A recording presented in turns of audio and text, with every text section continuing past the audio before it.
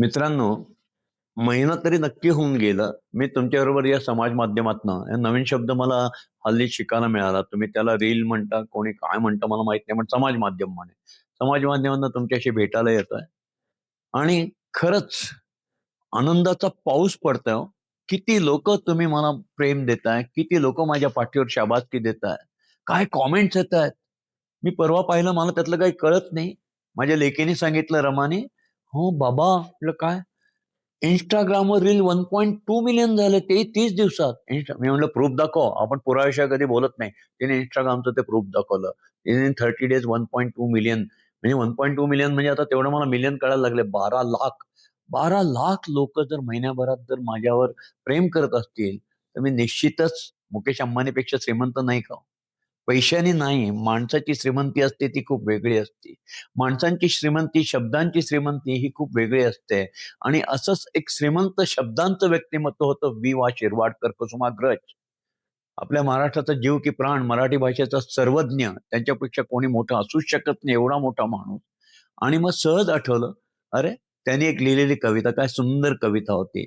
डोळ्यात पाणी आणते. मी आता तुम्हाला ती बऱ्याचपैकी तोंडपाठ आहे, पण गडबड नको व्हायला म्हणून कागदावर वाचून दाखवते तुम्हाला. बरंचसं वाटतं ना त्या कवितेपासून पण शिकण्यासारखं आहे. आपण आयुष्यभरचे, मी नेहमी मागच्या सिरियलला म्हणलं, की आपण आयुष्यभरचे विद्यार्थी असतो. आपण कधीच गुरु होऊ शकत नाही. आपण विद्यार्थीच राहायचं असतं अगदी शेवटच्या श्वासापर्यंत. तसं आहे, आज कोणीतरी मग तुम्हाला गुरु आणि सर लागतात. असंही होत नाही. सगळे विद्यार्थी झाले तर मग सर कोण होणार? आणि मग माझ्या दृष्टीने मी आजही विद्यार्थी आहात आणि तुम्ही 12,00,000 लोकं माझे गुरु आहात, माझे टीचर आहात, माझे शिक्षक आहात.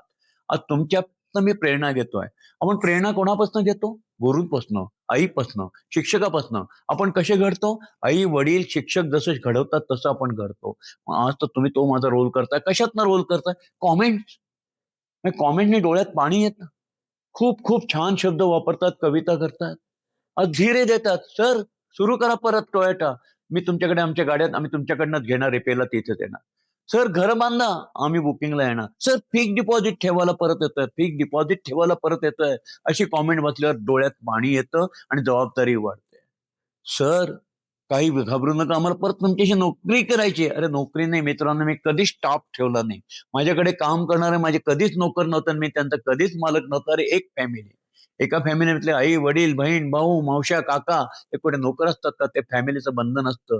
असे सगळे प्रकारचे कॉमेंट वाचून मूठभर मांस नाही, अतिशय, मला काय सांगू तुम्हाला, मूठभर मांस नाही. मी हवेत तरंगायला जातो की असं वाटतं. आणि मग वाटतं आता धडपडावं करावं. मग ही कविता सहज आठवली. की अरे, आपल्या बाबतीत असंच घडलंय. आणि मग त्या कवितेतला तो मुलगा जो आहे तो सरांच्याकडे जातो, कुसुमाग्रजांच्याकडे जातो. त्याच्याकडे गंगामाई म्हणजे त्या गावात पूर आलेला असतो. नाशिकमधला तो प्रकार आहे. सगळं त्याचं घरदार वाहून गेलेलं असतं आणि भर पावसाळा जोरात चालू असतो. सरांच्या पुढे हा जातो, भिजलेले कपडे असतात.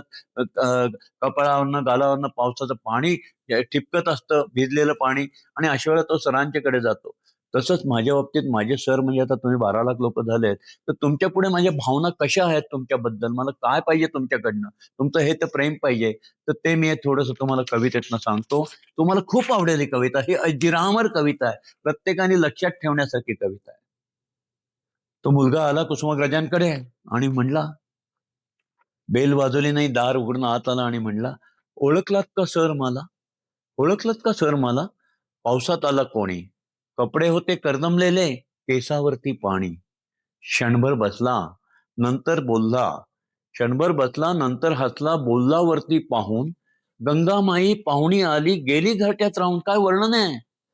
नाशिकची गोदा, त्याच्या घरात पाणी घुसून सगळं घर वाहून गेली. तर काय म्हणतोय तो, गंगामाई पाहुणी आली, गेली घरट्यात राहून.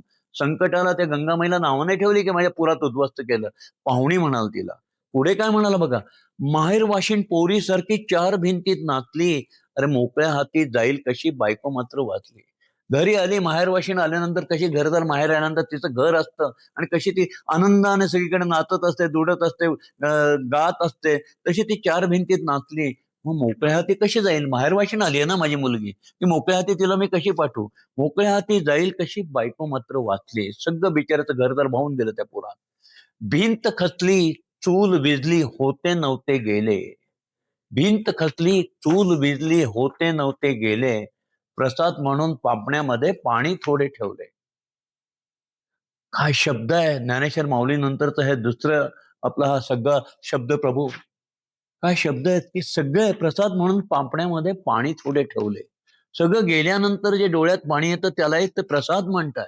संकटाला कसं तोंड द्यायचं, संकटातनं कसा आनंद घ्यायचा, अजून काय शब्द पाहिजे?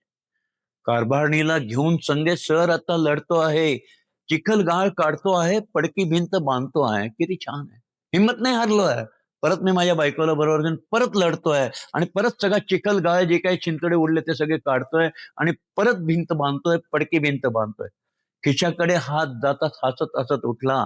पैसे नको सर, जरा एकटेपणा वाटला.